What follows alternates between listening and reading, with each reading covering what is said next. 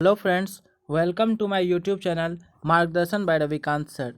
चलिए दोस्तों, आज के इस वीडियो में हम लोग नेक्स्ट बायोलॉजी के 15 क्वेश्चंस का डिस्कस करते हैं। तो दोस्तों, जो पानी से नहाता है वो लिबास बदलता है और जो पसीने से नहाता है वो इतिहास बदलता है। तो चलिए दोस्तों, आज की शुरुआत इसी के साथ करते हैं, आज के पहले क्वेश्चन से। तो चलिए, आज का पहला क्वेश्चन है, विषैले पदार्थ का अध्ययन कहलाता है टैक्सिकोलॉजी, पारासिटोलॉजी, एपीकल्चर, इंटोमोलॉजी। तो इस क्वेश्चन का सही आंसर होगा टैक्सिकोलॉजी, ऑप्शन नंबर ए। पैरासिटोलॉजी में हम लोग परजीवी का अध्ययन करते हैं। किसका अध्ययन करते हैं? परजीवी का अध्ययन करते हैं। जबकि एपीकल्चर में हम लोग मधुमक्खी पालन का अध्ययन करते हैं। इंटोमोलॉजी में कीट पतंगों का अध्ययन करते हैं। तो इन सबको ध्यान रखना है आप लोगों को। और साथ ही साथ पीसी कल्चर में मत्स्य पालन का, माइकोलॉजी में कवक का अध्ययन, फाइकोलॉजी में शैवाल का अध्ययन किया जाता है। चलिए दोस्तों, आगे बढ़ते हैं अगले क्वेश्चन की ओर। अगला क्वेश्चन है, कोशिका प्रकार्यात्मक क्रियाओं का नियंत्रण कौन करता है? तो पहला ऑप्शन आपके पास है जीव द्रव्य, केंद्रिका, सूत्तकणिका और ऑप्शन नंबर डी केंद्रक। इस क्वेश्चन का सही आंसर होगा ऑप्शन नंबर डी केंद्रक। दोस्तों, केंद्रक का खोज रॉबर्ट ब्राउन किए थे। कौन किए थे? खोज इसकी किए थे रॉबर्ट ब्राउन। जबकि कोशिका का मुख्य नियंत्रणकर्ता कौन होता है? वो केंद्रक होता है। केंद्रिका की खोज फोंटाना ने किया था। और जीवन की भौतिक इकाई कोशिका है, जबकि जीवन की भौतिक आधार जीव द्रव्य होता है। तो इस तरह से इस क्वेश्चन का सही आंसर होता ऑप्शन नंबर डी केंद्रक। Next question number 198, 198 number. Plasma झिल्ली किसकी बनी होती है? प्रोटीन की, लिपिड की, कार्बोहाइड्रेट, ऑप्शन नंबर डी में बोथ ए एंड बी दोनों। इस क्वेश्चन का सही आंसर होगा ऑप्शन नंबर डी, ए और बी दोनों। प्लाज्मा झिल्ली लिपिड और प्रोटीन का बना होता है, जबकि राइबोसोम प्रोटीन और आरएनए का बना होता है।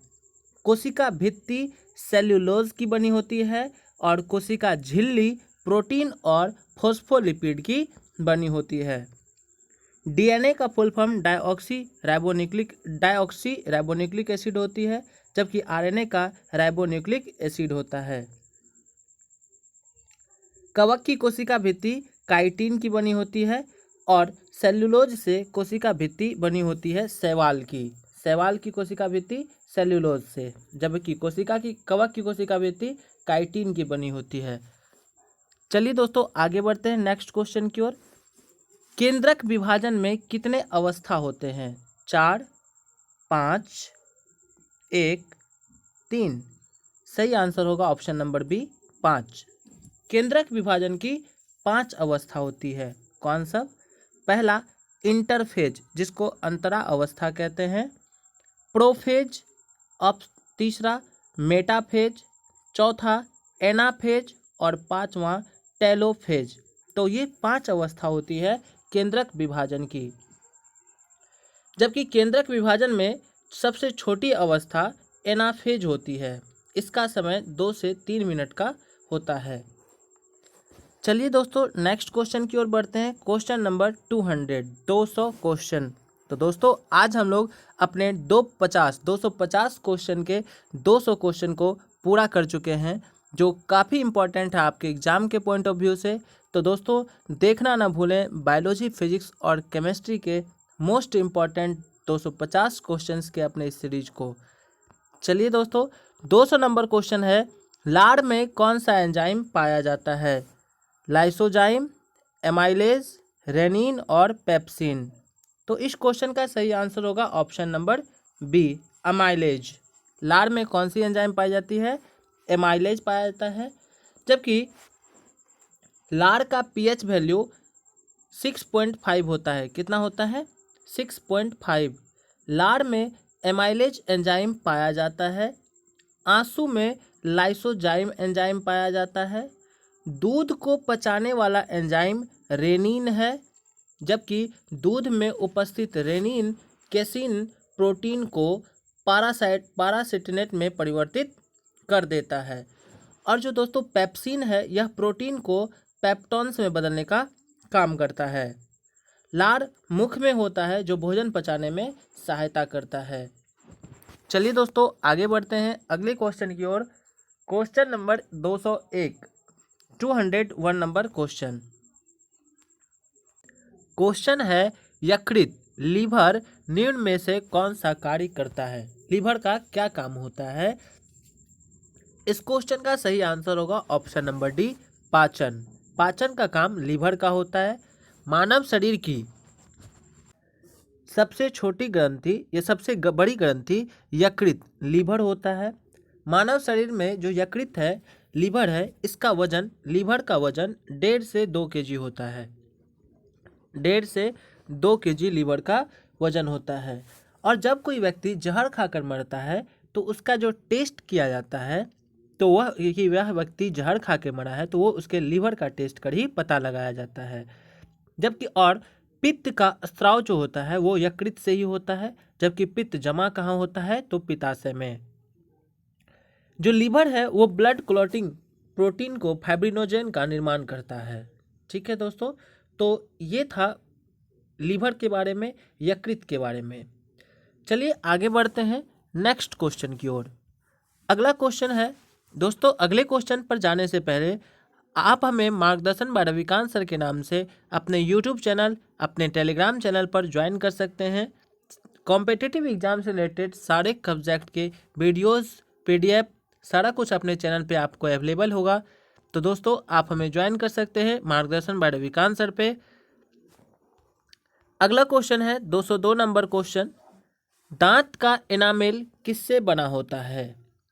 कैल्शियम फॉस्फेट से, कैल्शियम सल्फेट से, कैल्शियम कार्बोनेट से, और ऑप्शन नंबर डी है calcium phosphate, option number D है नन ऑफ दिज। तो इस क्वेश्चन का सही आंसर होगा option number A, calcium phosphate. मानव शरीर का जो सबसे कठोर पदार्थ है वो एनामेल होता है। क्या होता है?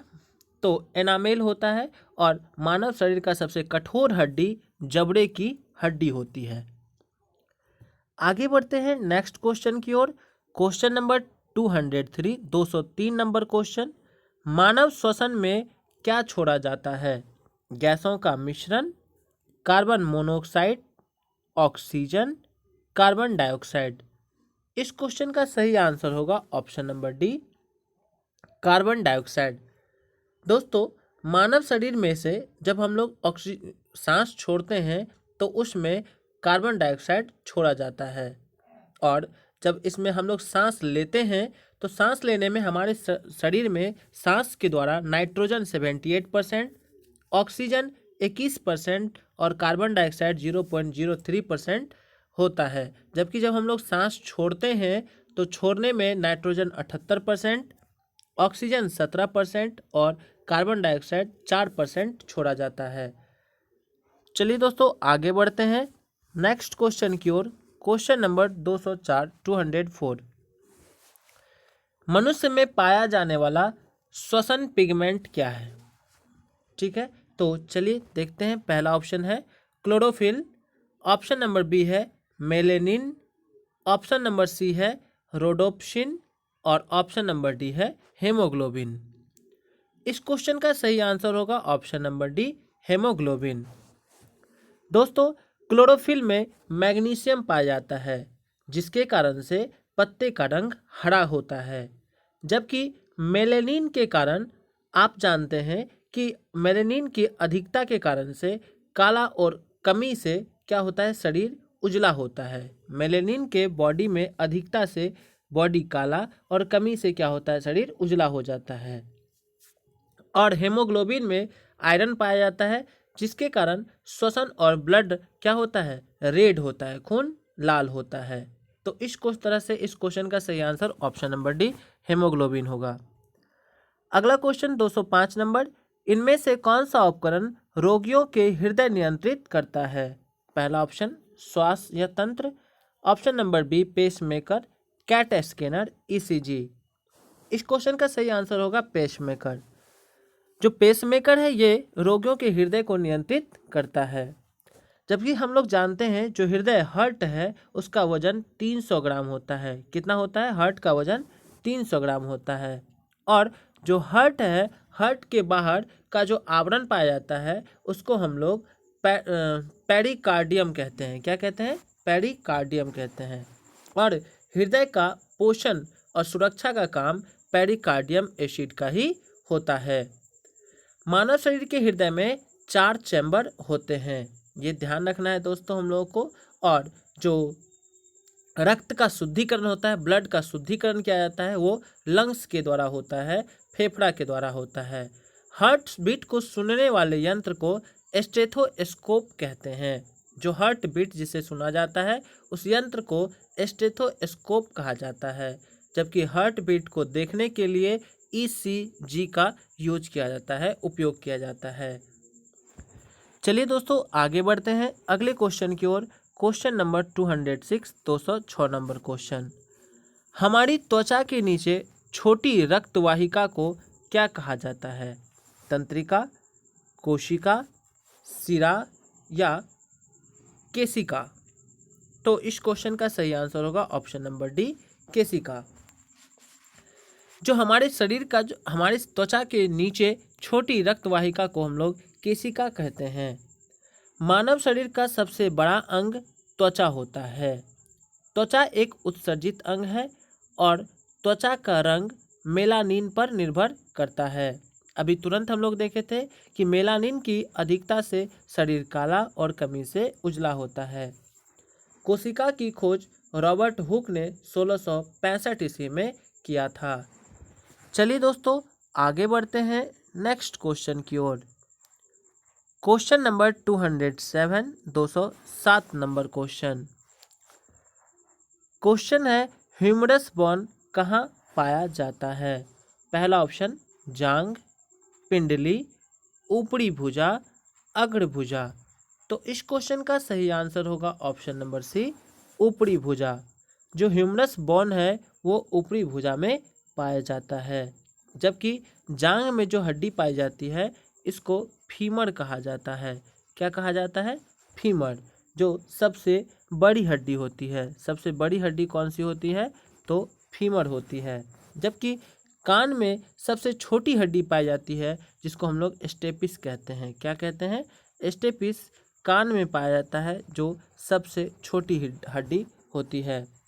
मनुष्य में कुल 206 हड्डी होता है। कितना होता है? 206।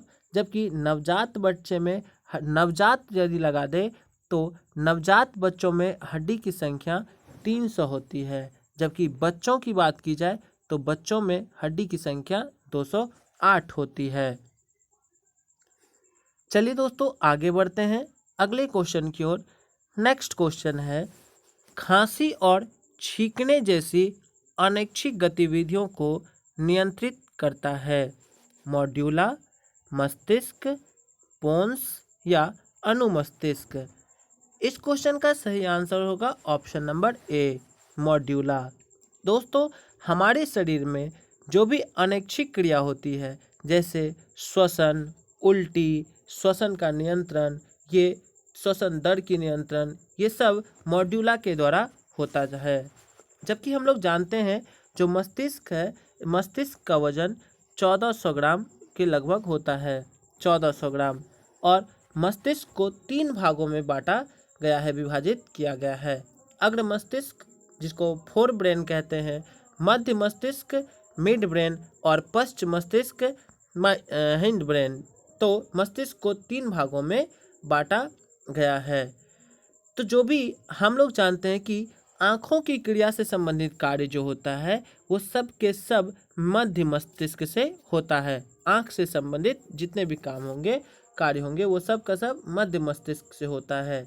जबकि पश्च मस्तिष्क या हिंड ब्रेन से क्या होता है तो इसके 3 मुख्य बिंदु होते हैं। जैसे शरीर को संतुलित करना, अनैच्छिक क्रिया जो मेडुला के द्वारा होता है, और पोन्स, इसे छोटा दिमाग भी कहा जाता है, जो मानव मस्तिष्क के पिछले भाग में होता है। पोन्स पोन्स को छोटा दिमाग भी कहा जाता है। अगला क्वेश्चन पर देखते हैं। दोस्तों, आज की इस वीडियो से पहले जितना भी वीडियो डाला गया है उन सब वीडियो का लिंक इसके डिस्क्रिप्शन में दिया होगा। तो यदि दोस्तों आप अभी तक इससे पहले क्वेश्चंस का वीडियो नहीं देखे हैं तो सबसे पहले आप मार्गदर्शन को ज्वाइन कर इससे पहले के सारे वीडियोस को देखिए, डिस्कशन देखिए।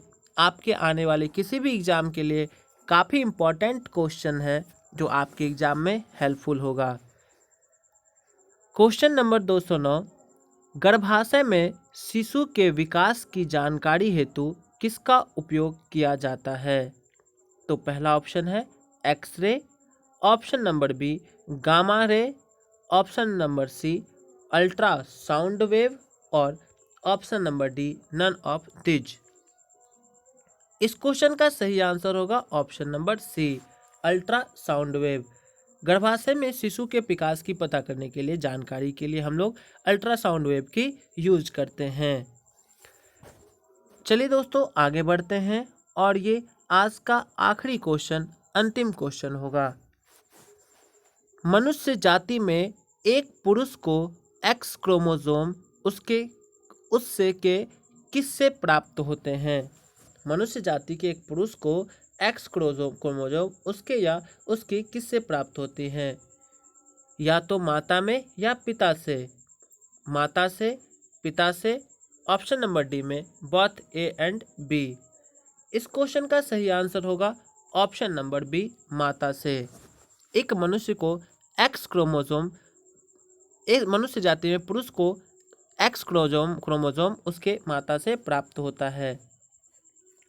दोस्तों, आनुवांशिकी का पिता ग्रेगर मेंडल को कहा जाता है, जिन्होंने सबसे पहले इसका मटर के पौधे पर प्रयोग किया था। आधुनिक आनुवांशिकी का पिता टी.एच. मॉर्गन को कहा जाता है।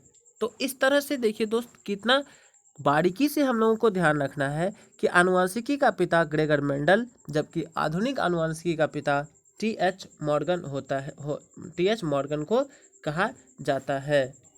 जबकि जो आनुवांशिक शब्द है, जेनेटिक्स शब्द है, इसका प्रयोग सबसे पहली बार वाटसन के द्वारा किया गया था। जीन शब्द का प्रथम प्रयोग जोहानसन के द्वारा किया गया। गुणसूत्र, जिसको क्रोमोसोम कहते हैं, क्रोमोसोम या गुणसूत्र शब्द का प्रयोग डब्ल्यू वाल्टेयर के द्वारा किया गया। मनुष्य में गुणसूत्र की संख्या 46 या हम लोग 23 जोड़ा कह सकते हैं। तो दोस्तों, यहाँ से भी एक क्वेश्चन आपके एग्जाम में काफ़ी बार पूछा जाता है। मनुष्य में, भालू में, बंदर में, बिल्ली में, कुत्ता में, खरगोश में, घोड़ा में, तो आप इन कुछ चीज़ों का आप लोग ध्यान रखेंगे। चलिए दोस्तों, तो आज के वीडियो में हम लोग टोटल बायोलॉजी के 210 क्वेश्चन तक पहुंच चुके हैं। 210 क्वेश्चन को डिस्कस कर चुके हैं और इस 210 क्वेश्चन के माध्यम से हम लोग काफ़ी सारे इम्पॉर्टेंट क्वेश्चंस का डिस्कशन अपने यूट्यूब चैनल पे किए हैं। तो दोस्तों, यदि वीडियो आपको अच्छा लगे तो आप अपने दोस्तों को ज़रूर शेयर करें और मार्गदर्शन बाय रविकांत सर को सब्सक्राइब करें, अपने दोस्तों को शेयर करते रहें। इसी तरह का वीडियोस हम लोग फिजिक्स के लिए, केमिस्ट्री के लिए भी अपलोड किया है, तो आप वहां पर फिजिक्स केमिस्ट्री के भी वीडियोस को देखिए और अपने टेलीग्राम ग्रुप मार्गदर्शन बाय रविकांत सर से जुड़े रहिए। तो आज की वीडियो में इतना ही, मिलते हैं अगले वीडियो में।